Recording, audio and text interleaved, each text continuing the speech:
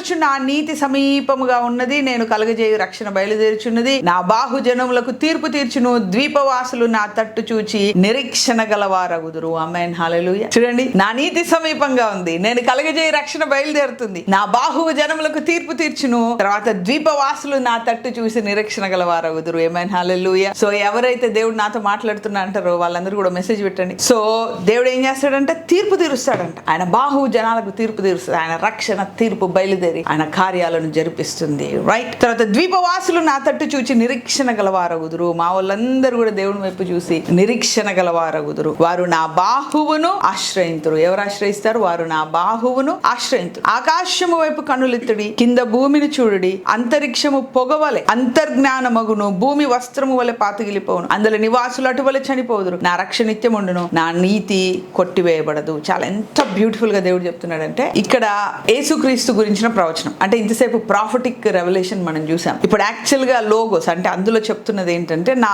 బాహు అంటే మనకు అపొస్తలుల కార్యంలో అయ్యా నీ బాహువును అంగీకరించింది ఎవరు, మేము ప్రకటించిన రక్షణ పొందుకున్నది ఎవరు అని అపొస్తలులు మాట్లాడతారనమాట. యెషయా చెప్పినట్లు మేము చెప్పిన వాక్యం ఎవరు వినట్లేదు, అలాంటి పర్సిక్యూషన్ మేము ఎదుర్కొంటున్నామని వాళ్ళు చెప్తారు. అంటే దాని అర్థం ఏంటంటే అపొస్తలుల కార్యంలో ఉన్న వివరణ బట్టి, లేకపోతే ఇన్ డెప్త్ గా మనం యెషయా గ్రంథంలోకి వెళ్ళినా నా బాహువు ఈక్వల్ టు యేసుక్రీస్తు. అంటే ఆయన బాహువు యేసుక్రీస్తు ఎట్టయితాడండి అంటే, ఈయన నా రైట్ హ్యాండ్, ఈయన నా బలము, ఈయన నా కుడి భుజము అని చెప్తారు. చూడండి, రాజకీయ నాయకులు గానీ, పొలిటీషియన్స్ గానీ, బిజినెస్ మ్యాన్ గానీ, లేకపోతే తల్లిదండ్రులు కూడా నా కొడుకు నా భుజం అంటారు. అంటే ఏంటి? Anything they can work through them. వాళ్ళు ఏదనుకుంటే కూడా వాళ్ళు ఆ పని చేసి పెడతారు. అలాగా దైవత్వములో, త్రిత్వములో బాహువు ఎవరు, పని చేసి పెట్టే వాళ్ళు ఎవరు?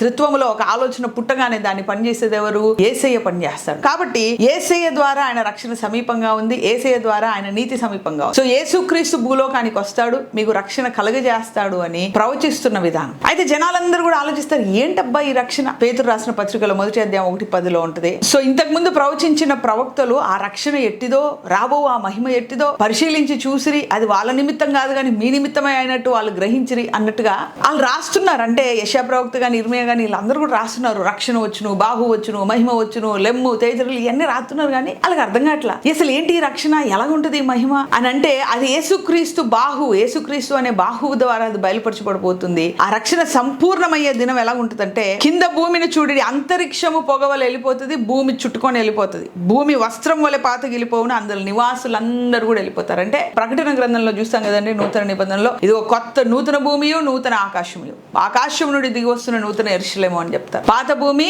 పాత ఆకాశం అన్ని గతించింది, ఆకాశం అంతా కూడా చుట్టుకొని చేపలాగా వెళ్ళిపోయింది, భూమి అంతా కూడా గతించింది అని రాస్తాడు. అంటే దేవుడు అంటే యేసుక్రీస్తు ఆయన బాహువు ద్వారా, దేవుడు తన బాహు అయిన యేసుక్రీస్తు ద్వారా నిర్ణయించబడిన రక్షణ ఎలా ఉంటుందంటే, ఈ భూమి అంతా వెళ్ళిపోద్ది, ఈ భూమి మీద మనం ఉండం, ఈ ఆకాశం కింద మనం ఉండం. ఎందుకంటే ఈ భూమి ముళ్ళు, గచ్చ పొదలు, రాళ్ళు, చెప్పులు వేసుకుంటూ నడిచినామంటే అయ్యిందే మన పని, మధ్యాహ్నం బయటికి వెళ్ళినామంటే అయ్యిందే మన పని. ఈ ఆకాశము మనకు అనుకూలంగా లేదు, ఈ భూమి మనకు అనుకూలంగా లేదు, ఏడుపు, పళ్ళు కొరుకుట, దుఃఖము. ఎండాకాలం అయితే ఏడుపు వచ్చేస్తుంది, ఇంకా అంత భయంకరంగా ఉంటుంది పరిస్థితి. అందుకే అక్కడ ఎండైనా, దాహమైన, ఆకలైనా ఉండదు అంటాడు పరలోక రాజ్యంలో. సో కాబట్టి ఈ భూమి శపించబడింది. కాబట్టి ఎప్పుడు ఏదైనా తోటలో చేసినప్పుడు నీ నిమిత్తము ఈ భూమి శపించబడింది, అది గచ్చ పొదలను, ముళ్ళను పుట్టిస్తుంది అని ఆదికాండంలో చెప్తాడు. అదంతా స్టోరీ మీకు తెలిసే ఉంటుంది. సో కాబట్టి ఈ భూమి మీద దేవుడు మనల్ని ఉంచకుండా ఈ భూమి గతించిపోతుంది. అమ్మో యేసుక్రీస్తు ఇంత చెడ్డోడా, భూమి గతింపజేస్తాడా అంటే, యేసుక్రీస్తు చెడ్డోడు ఏం కాడు, నాసా కూడా అదే చెప్తుంది, భూమి పోతుందని చెప్తుంది, అంతరిక్ష శాస్త్రం కూడా అదే చెప్తుంది, ఓ రోజు భూమి పోతుంది. పెద్ద పెద్ద జ్ఞానులు కూడా చెప్పారు ఈ భూమి ఎక్కువ రోజు ఉండదని, చాలా మంది చెప్పారు. సో కాబట్టి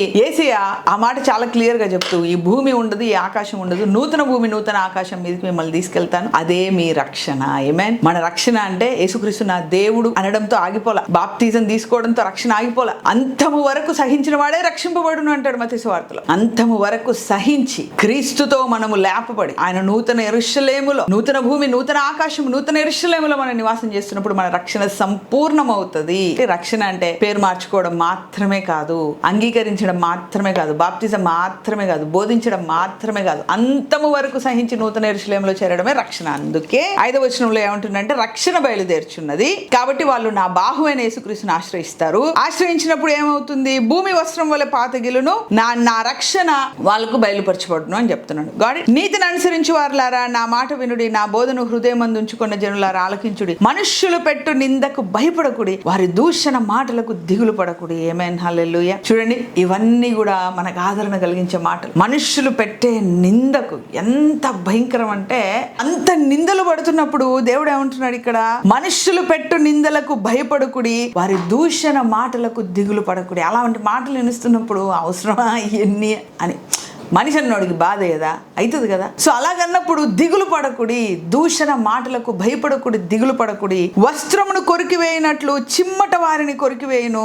బొద్దీక గొర్రెబొచ్చును కొరికివేయినట్లు వారిని కొరికివేయును. అయితే నా నీతి నిత్యము నిలుచును, నా రక్షణ తరతరములుండును. నా నీతి నిత్యము నిలుచును, నా రక్షణ తరతరములుండును. యేసుక్రీస్తు రక్షణలో మనం ఉంటే ఆ రక్షణలో మనం ఖచ్చితంగా ఉంటాం. ఆ మాటలు ఏవైతే మన మీదకి వచ్చాయో, ఆ మన మీదకి వచ్చిన మాటలన్నీ దానికి వాల్యూ లేకుండా వస్త్రంలాగా కొరికివేయబడతాయి. ఏ దైవజనుడి మీదకైనా, ఏ సేవలో ఉన్న వారి మీదకైనా ఆ క్యారెక్టర్ అసాసినేషన్ జరిగినప్పుడు, వాళ్ళ మీద చెడ్డ మాటలు పలికినప్పుడు, ఎవరినైనా కావచ్చు, బోధించే వాళ్ళని ఏమనంటే డబ్బులు అంటారు, ఏమనంటే అదంటారు, ఇదంటారు, ఇష్టం వచ్చినట్టుగా అనేస్తానే ఉంటారు మాటలు. అలాగే మన సంస్కృతిని, మన పెద్దలు మనకు నేర్పించిన, మన తల్లిదండ్రులు, మన టీచర్లు, మన స్కూల్లో మనకు నేర్పించిన మాటలన్నిటిని కూడా మర్చిపోయి ఇష్టం వచ్చినట్టుగా కొందరు మాటలు మాట్లాడుతుంటే నిందలు పడుతున్నప్పుడు బాధపడొద్దు, భయపడొద్దు. ఎందుకంటే దేవుడు మన పక్షాన కార్యము చేసి ఎవరైతే మాటలు మాట్లాడారో వాళ్ళు ఎలాగైపోతారంటే వస్త్రము కొరికి వేసినట్లు, బొద్దీక గొర్రెబొచ్చును తినివేసినట్లు వాళ్ళ పరిస్థితి భయంకరంగా దేవుడి యొక్క తీర్పులోనికి లేకపోతే నీతిలోనికి వచ్చేస్తాయి. అక్రమం చేసే వాళ్ళని చేయని, అతిక్రమం చేసే వాళ్ళని చేయని, వాళ్ళకు టైం వస్తుంది, ఆ టైం అప్పుడు జరుగుద్ది అని చెప్తాడు. సో ప్రతిదానికి ఒక సమయం ఉంది. హబక్కుకు కూడా అడుగుతాడు మనలాగానే, ఎన్ని రోజులు ప్రభా, ఎన్ని రోజులు ప్రభా, ఎన్ని రోజులు ప్రభా అంటే, ఆగు హబక్కుకు, నువ్వు టెన్షన్ పడమాక, the story is preparing behind the scene. ఆ స్టోరీ అనేది బిహైండ్ ద సీన్ లో ప్రిపేర్ అవుతుంది. అక్రమం చేసే వాళ్ళు ఎంతసేపు చేస్తారో చేయని, అతిక్రమం చేసే వాళ్ళు ఎంతసేపు చేస్తారో చేయని, విర్రవిగా మాట్లాడే వాళ్ళు ఎంత మాట్లాడతారో మాట్లాడని, నేనే తీర్పు తీరుస్తాను, లేకపోతే నేచర్ కన్నా వాళ్ళని వదిలేస్తాను, ఈ నేచరే వాళ్ళని తీర్పు తీర్చేస్తుంది. అరిగేటి దేవుడే తీర్పు తీరుస్తాడు, లేకపోతే సృష్టికి అప్పచెప్పేస్తాడు, చూసుకోండిరా బాబు అని. ఆ సృష్టి వాళ్ళని చూసేస్తుంది. కాబట్టి క్రీస్తుని నమ్ముకున్న మనము దూషణ మాటలకు దిగులు పడకుండా, భయపడకుండా, ఆయన మన పక్షాన కార్యము చేసే దేవుడు. ఇవన్నీ కూడా మాటలు సత్యమైన, జీవమైన, నిజమైన మాట. ఈ మాటలన్నీ కూడా మనం గట్టిగా పట్టుకుంటే దేవుడు ఖచ్చితంగా మన జీవితంలో కార్యము చేస్తాడు. ఆమేన్. తర్వాత యెహోవా విమోచించిన వారు సంగీత నాదముతోను సియోనుతోను తిరిగి వచ్చెదరు. నిత్య సంతోషము వారి తలల మీద ఉండును, వారి సంతోషానందము గలవారగుదురు. దుఃఖము నిట్టూర్పును తొలగిపోవును.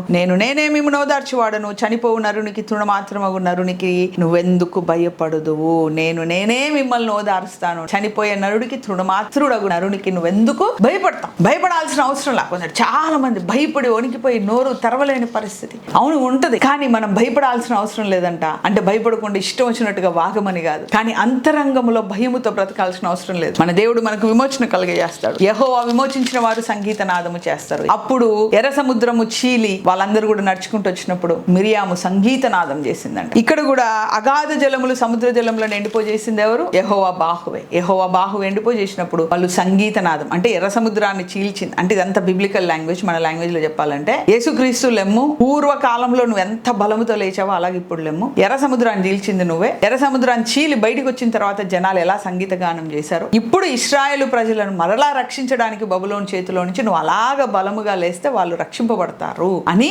పరలోక సంబంధమైన రక్షణ అంటే మనము రక్షింపబడి నూతన యెరూషలేములోనికి ప్రవేశిస్తాము అన్న రక్షణ గురించి చెబుతూ, భూలోకములో రక్షణ అంటే మన శత్రువుల బాధ నుంచి మనం రక్షింపబడి కూడా సంగీత నాదము చేస్తామని. రెండు రకాలు. అంటే భూమి మీద ఉన్నంత వరకు మనం రక్షింపబడతాం. ఈ భూమి మీద ప్రయాణం అయిపోయినప్పుడు పాతాళం అనే నరక వేదన నుంచి తప్పించబడి పరలోక రాజ్యంలో మనం చేరతాం. అది ఒక రక్షణ. సో భూమి మీద రక్షణ, పరలోక రక్షణ, ఈ రెండు రక్షణలు ఇవ్వడానికే యెహోవా బాహువైన యేసుక్రీస్తు ఈ లోకానికి వచ్చాడు. సో కాబట్టి నిందలకు భయపడొద్దు, మన మీద నిందలేసే వారి చూసి మనం బాధపడొద్దు. సో మనం ఏం చేయాలి? నా దేవుడు నా పక్షాన తీర్పు తీరుస్తాడని ధైర్యంగా మనం ముందుకెళ్తున్నప్పుడు, మనం చేయాల్సిన పని నీతి న్యాయములు తప్పకుండా వాక్యానుసారంగా మనం ముందుకెళ్తున్నప్పుడు ఖచ్చితంగా దేవుడు మన జీవితంలో కార్యము చేస్తాడు. Right, let's pray. ప్రార్థన చేద్దాం. Thank you master, thank you lord. యేసయ్యా స్తోత్రం, వందనాలు. అద్భుతాలు ఆశ్చర్యకార్యాలు చేసేదేవా, ఈ రోజు వాక్యము ద్వారా మీరు మాతో మాట్లాడారు నాయన. మరి ఈ వాక్యమంతా కూడా మా జీవితాల్లో గొప్ప కార్యము చేయనట్టు భయము నుండి విడుదల పొందిన ఆయన తండ్రి, మరి మేము గొప్ప ధైర్యముతో యెహోవా వైపు చూస్తూ, నూతన యెరూషలేము చూస్తూ, భూమి మీద రక్షణ, పరలోకంలో రక్షణ ఇచ్చే దేవుడు నా దేవుడని నమ్ము ముందుకెళ్ళలాగా కృప దయచేయమని యేసు నామములో ప్రార్థిస్తున్నాం తండ్రి. ఆమేన్, ఆమేన్, ఆమేన్.